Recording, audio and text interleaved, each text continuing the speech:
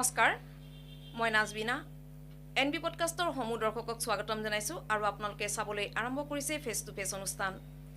আজি মোৰ সৈতে আছে এজন বিশেষ অতিথি এই কাৰণেই কৈছো যিহেতু তেখেতসকলে বিশেষ বন্যপ্ৰাণী তেখেতৰ লগতে গোটেই গাঁওবাসীৰ যি অঞ্চলৰ সকলোৱে মিলি নিজৰ সন্তানৰ দৰে অতি মৰম চেনেহৰ মাজেৰে বন্যপ্ৰাণীক থৈছে।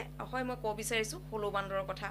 আৰু মোৰ সৈতে আছে বাৰেকুৰি ইকো ডেভেলপমেণ্ট কমিটিৰ সভাপতি বিপ্লৱ চুতীয়া। প্ৰথমে আপোনাক স্বাগতম জনাইছোঁ। নমস্কাৰ। এই অনুষ্ঠানটোলৈ মতাৰ বাবে আমি আপোনালোকলৈ এনবি পডকাষ্টলৈ ধন্যবাদ জনাইছোঁ। যি বাৰেকুৰি ইকো ডেভেলপমেণ্ট যি কমিটি, এই কমিটিৰ আপুনি সভাপতি, আৰু এই যি কমিটিখন কেতিয়া আৰম্ভ হৈছিল আৰু আপুনি কিমান বছৰৰ পৰা জড়িত হৈ আছে আৰু কেনেধৰণৰ কাম কাজ কৰি আছে? আমি বন্যপ্ৰাণী সংৰক্ষণৰ কাৰণে বাল্যকালৰ পৰাই কাম কৰি আহিছোঁ। 2001 চনত যেতিয়া মই বৰগাঁও মধ্য ইংৰাজী বিদ্যালয়ত পঢ়ি আছিলোঁ, তেতিয়াৰ পৰাই আমি পৰিৱেশ সংৰক্ষণৰ কাৰণে আমি কাম কৰিবৰ কাৰণে উদ্বুদ্ধ হৈছিলোঁ। যেতিয়া আমাক এটা অনুষ্ঠানলৈ আমাক লৈ গৈছিল, পৰিৱেশ সংৰক্ষণৰ এটা কৰ্মশালালৈ আমাক লৈ গৈছিল। কৰ্মশালাৰ পৰা আহি কিনে আমি স্কুলত আৰম্ভ কৰিছিলোঁ পৰিৱেশ সংৰক্ষণৰ সেই যাত্ৰা। তাৰপিছত ক্ৰমান্বয়ে আমি আহিছিলোঁ বাৰেকুৰি অঞ্চলত এটা ইকো ডেভেলপমেণ্ট কমিটি জন্ম হৈছিল। ৱেকো বুলি এটা অনুষ্ঠান জন্ম হৈছিল, তাৰ সদস্যতা আমি গ্ৰহণ কৰিছিলোঁ। তাৰপিছত গ্ৰীণ ভিজন এনি জন্ম হৈছিল, তাৰো আমি সদস্যতা গ্ৰহণ কৰিছিলোঁ। ক্ৰমান্বয়ে আমি পৰিৱেশ সংৰক্ষণৰ যাত্ৰাত যেতিয়া আমি কাম কৰিছিলোঁ, বহু প্ৰকৃতিবিদ, পৰিৱেশ কৰ্মী, ৰাষ্ট্ৰীয় আৰু আন্তঃৰাষ্ট্ৰীয় পৰ্যায়ৰ পৰিৱেশ কৰ্মী, স্থানীয় পৰিৱেশ কৰ্মী আমি লগ পাইছিলোঁ, সিহঁতৰ সান্নিধ্যতা লাভ কৰিছিলোঁ। তাৰপিছত ক্ৰমান্বয়ে আমি যেতিয়া কামবিলাক কৰি আহিছিলোঁ, আমি 2017 বৰ্ষৰ তেতিয়া আমি সেই সময়ৰ তদানীন্তন বনমন্ত্ৰী প্ৰমীলাৰাণী বাইদেউক বাৰেকুৰি অঞ্চললৈ আমি আমন্ত্ৰণ জনাইছিলোঁ। তেখেতে টেলিফোনিক বাৰ্তাতে বাৰেকুৰি অঞ্চললৈ তেখেতে গৈছিল। যোৱাৰ সময়তে বাৰেকুৰি অঞ্চলৰ হলৌ সংৰক্ষণৰ কাৰণে বা বন্যপ্ৰাণী সংৰক্ষণৰ কাৰণে কেনেধৰণে কাম কৰিব পৰা যায় সেই কথা চিন্তা চৰ্চা কৰি সেই সময়ৰ এজন বন বিষয়াক বাৰেকুৰি অঞ্চলত এখন চৰকাৰৰ স্বীকৃতিপ্ৰাপ্ত এখন কমিটি ফৰ্ম কৰিবৰ কাৰণে অনুৰোধ জনাইছিলে। সেই সময়ত বাৰেকুৰি ইকো ডেভেলপমেণ্ট কমিটি 2017 চনত জন্ম লাভ কৰিছিল। তেতিয়াৰ পৰাই মই বাৰেকুৰি ইকো ডেভেলপমেণ্ট কমিটিৰ সভাপতি হৈ আছোঁ। তিনিচুকীয়া জিলাৰ যি বাৰেকুৰি গাঁও, একচুৱেলি বাৰেকুৰি গাঁওখন 21খন গাঁও আছে, এটা বিশাল অঞ্চল, আৰু এই অঞ্চলতেই হলৌ বান্দৰৰ কাৰণে বিখ্যাত। আৰু এই হলৌ বান্দৰ বাৰেকুৰিত কিমান আছে আৰু কেনেধৰণৰ তেখেতসকলক মৰমতে গাঁওবাসীয়ে নাম ধৰি মাতে, এই সম্পৰ্কে অলপ জনাওকচোন। হয়, বৃহত্তৰ বাৰেকুৰি অঞ্চলৰ বাৰীসমূহে একোখন বনাঞ্চল হিচাপে, বাৰেকুৰি অঞ্চলৰ প্ৰতিজন ব্যক্তিয়ে একোজন বনকৰ্মী হিচাপে বাৰেকুৰি অঞ্চলৰ হলৌ সংৰক্ষণ কৰি আহিছে। বিশেষকৈ বাৰেকুৰি অঞ্চলৰ দীঘলহাকু গাঁৱত তিনিজনীয়া এটা পৰিয়াল, নমতাপুং গাঁৱত এটা পৰিয়াল, কমলাপুৰ গাঁৱত অকলশৰীয়া এটা, তৰাজান, ডেংকা, জয়গোখোৱা, লেচেংকা সেয়াত এটা পৰিয়াল, চাৰিজনীয়া এটা পৰিয়াল, আৰু পুৰণি মতাপুং গাঁৱত এটা পৰিয়াল আৰু অকলশৰীয়াকৈ প্ৰায় 3টা সহাৱস্থান কৰি আছে, আৰু বৰগাঁৱত এটা পৰিয়াল। মুঠতে বাৰেকুৰি অঞ্চলত 20টা হলৌ বান্দৰৰ বৰ্তমান অৱস্থিতি আছে। আৰু এই হলৌবিলাকৰ প্ৰতিটো পৰিয়ালৰ আমি কলাজনক আপোনাৰ কালিয়া হিচাপে আমি নামাকৰণ কৰি মাতোঁ, মাইকীগৰাকী বগী হিচাপে মাতোঁ।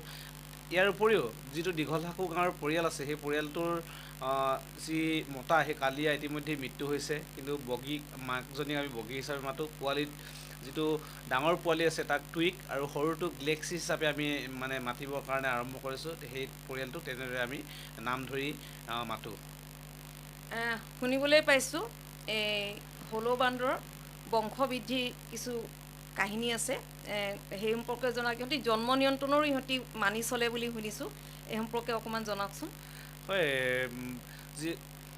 হলৌৰ যিটো বংশবৃদ্ধি প্ৰায় 3 বছৰ মূৰে মূৰেহে সিহঁতৰ হলৌৰ পোৱালি জন্ম হয়। আৰু হলৌৰ পোৱালি জন্ম 3 বছৰ হয়, কিন্তু হলৌৰ এটা পৰিয়ালৰ মাজতে সিহঁতৰ আপোনাৰ বংশ বিস্তাৰ নহয়, ইটো পৰিয়ালৰ পৰা সিটো পৰিয়ালৰ মাজতহে সিহঁতৰ এটা পৰিয়ালত যদি পৰিয়ালটো ডাঙৰ হ'ল, তেতিয়া যদি সেই পৰিয়ালৰ সদস্য ডাঙৰ হয়, সেই পৰিয়ালটোৰ পৰা বেলেগ পৰিয়াল বনাবৰ কাৰণে বা অকলশৰে থাকিবৰ কাৰণে সেই পৰিয়ালটোৰ পৰা খেদি পঠাই বেলেগ এটা পৰিয়াল সিহঁতে সৃষ্টি কৰে। তেনেদৰে সিহঁতৰ হলৌ বান্দৰৰ অৱস্থিতি বা সিহঁতৰ পৰিয়ালৰ সম্পৰ্কত সেই যিটো গেপিং থাকিব লাগে সেইটো থাকে আছে। এটা কথা ক'ব লাগিব যে বাৰেকুৰি এটা বিশাল গাঁও, মানে 21খন গাঁও, হয় হয় নাই? তাত হলৌ বান্দৰ আছে, আৰু এই হলৌ বান্দৰৰ কথা আমি এটা কথা শুনিছিলোঁ যে তেখেতসকলে কেতিয়াও পৃথিৱী বা মাটি স্পৰ্শ নকৰে, ওপৰতে থাকে। এই সম্পৰ্কে অকণমান জনালে ভাল হ'ব। হয়, আপোনাৰ আমাৰ আগৰ দিনত যেতিয়া আপোনাৰ হলৌৰ বিষয়ে আমি শুনিছিলোঁ, হলৌৰ মাত শুনিছিলোঁ, তেতিয়া আমি যেতিয়া হলৌৰ সংৰক্ষণৰ কাৰণে আমি বিদ্যালয়ত থাকোঁতে প্ৰকল্প উপস্থাপন কৰিবৰ কাৰণে প্ৰকল্প নিৰ্মাণ কৰিছিলোঁ, প্ৰকল্প বনাইছিলোঁ, আৰ্হি বনাইছিলোঁ। তেতিয়া আমি ককাসকলক, আজো ককাসকলৰ ওচৰলৈ আমি গৈছিলোঁ। তেতিয়া মানে আপোনাৰ হলৌৰ মাটিত নামিলে অমংগল বুলি কৈছিল, কিন্তু মানে তেতিয়া অমংগল বুলি কৈছিল। এতিয়া কিন্তু বাৰেকুৰি অঞ্চলৰ হলৌ মাটিত নমা আমি নিশ্চয় কৰি দেখিছোঁ। মানে আপোনাৰ জীৱ জন্তু কিছুমান কুকুৰৰ লগত আমি খেলা দেখিছোঁ, বা গৰমৰ সময়ত মানে মাটিত নমা দেখিছোঁ। কিন্তু হলৌৰ এতিয়া যদি মাটিত নমা হয় বা কোনোবাই দেখে, তেতিয়া এক মংগল যাত্ৰা বুলিহে এতিয়া আমি মানে বিবেচনা কৰিবৰ কাৰণে সক্ষম হৈছে। আৰু এটা ক'ব লাগিব যে সচৰাচৰ নানামে বুলি কৈছিল, কিন্তু যেতিয়া মানে মানে যিকোনো ঠাইৰ কেনপিবিলাক আম্বেলাৰ ছিষ্টেমত আছিল, হলৌটো তলত নানামিলেও সিহঁতে যাব পাৰিছিল। কিন্তু এতিয়া কিছু কিছু ক্ষেত্ৰত হলৌৱে মানে আপোনাৰ বাধ্যত পৰি নামিবলগীয়া হৈছে, আৰু কিছুমান মানে আপোনাৰ সিহঁতৰ মানে আনন্দ ফূৰ্তি কৰিবৰ কাৰণে আমি মানে তলত নামি অহা আমি দেখিবলৈ পাইছোঁ। সাধাৰণতে মানুহে এটা ভাবে যে সাধাৰণতে কল লৈ যায়, কল খায়। সিহঁতৰ খাদ্য প্ৰণালী কেনেকুৱা বাৰু? সিহঁতৰ খাদ্য প্ৰণালী বিশেষকৈ আমি যেনেকৈ মানে মানুহ আমি সৰ্বভোজী, হলৌ বান্দৰ সৰ্বভোজী। আপোনাৰ মানে পোক পতংগ, ফল মূল পাত, মানে সেই গোটেইখিনি মানে সিহঁতে ভক্ষণ কৰে, সিহঁতে গোটেইখিনি খায়। তো বিশেষকৈ সিহঁতে মানে আপোনাৰ মকৰা, পোক পতংগ সেইবিলাক খায়, গছৰ মানে কুঁহি পাত খায়, আপোনাৰ বাঁহ গছৰ সেই আপোনাৰ সৰু যিটো কুঁহি ওলায় পাতৰ, সেই কুঁহি পাতটো খুব ভাল পায় সিহঁতে খায় সেইটো। আৰু মানে আপোনাৰ গছৰ ওপৰত যেতিয়া পাৰি থকা আপোনাৰ যেতিয়া মানে কেৰ্কেটুৱা হওক, কেৰ্কেটুৱা মানে যেতিয়া মানে নোম নগজা সৰু পোৱালিবিলাক পায়, মানে সচৰাচৰ যেতিয়া হলৌ বান্দৰ চাবলৈ যাব, যদি মানে সিহঁতৰ বাঁহবিলাক গছৰ ওপৰত মানে আপোনাৰ কেৰ্কেটুৱা বাঁহবিলাক ভাঙি থকা দেখিব। আৰু কণী, মানে চৰাই কণী হওক বা চৰাই কণীৰ পৰা ওলোৱা মানে যিটো মানে আপোনাৰ পাখি নজগা চৰাই পোৱালিটো সিহঁতে মানে ভক্ষণ কৰে। মুঠৰ ওপৰত হলৌ বান্দৰ আমি প্ৰকাৰে ক'বলৈ সকলো বস্তুৱে খায়। আৰু কি কয়, হলৌ বান্দৰ মানে এনেইতো আপোনালোকে সকলোৱে গ'লে দিনত দেখে, সিহঁতৰ ৰাতিৰ যিটো থকাৰ প্ৰণালীটো কেনেকুৱা? হলৌ বান্দৰ থকাৰ মানে প্ৰণালীটো, হলৌ বান্দৰ আপোনাৰ দিনততো সকলোৱে দিনত দেখে, সকলো দেখোঁ, নিশা কেনেকৈ থাকে? নিশা সিহঁতে মানে আপোনাৰ যিটো আপোনাৰ ঠাণ্ডাৰ ছিজন, তেতিয়া সিহঁতে মানে প্ৰায় 2মান বজাতে সিহঁতে নিশা যাপন কৰা গছজোপা বিচাৰি লয় আৰু নিশা যাপন কৰে। আৰু এই গৰম সময়ত আপোনাৰ 4 বজাৰমানলৈকে সিহঁতে মানে খাদ্যৰ সন্ধানত বা আপোনাৰ নিশা যাপন কৰাৰ গছজোপাৰ সন্ধানত সিহঁতে থাকে। থকাৰ পিছত সিহঁতে নিৰ্দিষ্ট গছ এজোপাত মানে অৱস্থান কৰে, আৰু গোটেই পৰিয়ালটো একেজোপা গছত নাথাকে সিহঁতে। এজোপা গছত আপোনাৰ মতাটো থাকিলে এজোপা গছত মাইকী থাকিব, আৰু মাকজনীৰ লগতে পোৱালিটো সিহঁতে থাকে। মানে নিৰ্দিষ্ট দূৰত্বৰ একোজোপা গছতহে সিহঁতৰ অৱস্থিতি, আশ্ৰয় গ্ৰহণ কৰে, আৰু গছৰ একেবাৰে য'ত ছেফটি, সেই ছেফটি গছজোপাত সিহঁতে থাকে। এটা কথা যে আমি পাতিছোঁ বাৰেকুৰি গাঁৱৰ হলৌ বান্দৰৰ ক্ষেত্ৰত, দেশী বিদেশী পৰ্যটক আহে, ডকুমেণ্টাৰী ফিল্ম হৈছে। এই ক্ষেত্ৰত ইমানখিনি হৈ যোৱাৰ পিছত চৰকাৰে আজিলৈকে কিবা আপোনালোকক সহায় সহযোগিতা তেনেকুৱা আগবঢ়াইছেনে হলৌ বান্দৰ সংৰক্ষণৰ ক্ষেত্ৰত, যে কিবা এটা ভাল আৰু কৰিব পাৰিলে আমাৰ যি পৰ্যটক বা টুৰিষ্ট যিসকল, তেওঁলোকে আৰু আহিব, তেনেকুৱা এটা আশা কৰি কিবা চৰকাৰে কিবা পদক্ষেপ হাতত লৈছে নেকি? কিবা আপোনালোকক কিবা চৰকাৰে কিবা আঁচনি দিছে নেকি এতিয়ালৈকে? ইতিমধ্যে বাৰেকুৰি অঞ্চলৰ যি হলৌ সংৰক্ষণৰ কাৰণে এক অন্তৰায় আছিল। কাৰেণ্টত লাগি কেনে মানে শ্বৰ্ট হৈ কেনে বহু হলৌ বান্দৰ মৃত্যু হৈছিল, উন্মুক্ত আছিল তাঁৰবিলাক। কিন্তু সেই প্ৰকল্পটো ইতিমধ্যেই চৰকাৰে হাতত লৈছে, মানে প্ৰায় আপোনাৰ 95% কাম সম্পূৰ্ণ হৈছে। যে হলৌৰ মৃত্যু মানে কাৰেণ্ট লাগি কেনে হলৌ মৃত্যু হোৱা সেই বিষয়টোৰ পৰা আমি হাত সাৰিব পাৰিম। হলৌৰ মানে যি হাৰত মৃত্যু হৈছে, সেই মৃত্যু হাৰটো কমিব বুলি আমি অনুমান কৰিছোঁ। সেই প্ৰকল্পটো হাতত লৈছে। কিন্তু আৰু হলৌ সংৰক্ষণৰ কাৰণে আমি বহু হলৌ বান্দৰ যেতিয়া আমি মৰণোত্তৰ পৰীক্ষা কৰোঁ, সিহঁতৰ কলিজাবিলাক মানে আমি ফুটা ফুটা দেখোঁ। আৰু আমি হলৌ সংৰক্ষণৰ কাৰণত মানে বংশবৃদ্ধি বা হলৌ সংৰক্ষণৰ ক্ষেত্ৰত যিটো গৱেষণা হ'ব লাগে, সেই বিষয়বিলাক এতিয়ালৈকে হোৱা নাই। আমি আশা কৰোঁ এতিয়াও মানে আপোনাৰ চৰকাৰে এতিয়া মন কী বাতৰ অনুষ্ঠানত প্ৰধানমন্ত্ৰীয়ে কোৱাৰ পিছত যে বিষয়বিলাক মানে অনুধাৱন কৰিব, হলৌ সংৰক্ষণৰ কাৰণে অসম চৰকাৰৰ চকু মেলি চাব। আৰু মানে পৰ্যটন বিভাগে 17-18 বৰ্ষত আমাক এটা হোমষ্টে প্ৰদান কৰিছিল, আমাৰ আলহী ঘৰ প্ৰদান কৰিছিল। কিন্তু এতিয়াও অসম চৰকাৰে আলহী ঘৰ প্ৰদান কৰাৰ যি ব্যৱস্থা, সেই ব্যৱস্থা গ্ৰহণ কৰিব বুলি আমি আশা কৰোঁ। এইখিনিতে এটা কথা ক'ব লাগিব, একাংশইতো বন্যপ্ৰাণী দেখিলেই ক'ৰবাত কিবা লাগিলে এটা লেতেৰা কুকুৰ হ'লেও তাক উঠাই আনি মলম পাতি লগায়। বহুত মানে বন্যপ্ৰাণীৰ প্ৰতি এটা মানুহৰ মৰম চেনেহ নিজৰ সন্তানৰ দৰে, যেনেকৈ আপোনালোকৰ এতিয়া বাৰেকুৰি অঞ্চলত হলৌ বান্দৰ গোটেই গাঁওবাসীয়ে সিহঁতক নিজৰ সন্তানৰ দৰে মৰম কৰে। তেনেস্থলত আমি একাংশ এনে দুষ্কৃতিকাৰী দেখোঁ যিসকলে বন্যপ্ৰাণী দেখিলেই তাক মাৰি পেলাই ভক্ষণ কৰে, ক্ষতি কৰে, অনিষ্ট কৰে আৰু কিবা কিবি হেৰি কৰে। মুঠৰ ওপৰত বন্যপ্ৰাণীৰ প্ৰতি সিহঁতৰ কোনো মৰম চেনেহ একো নাই।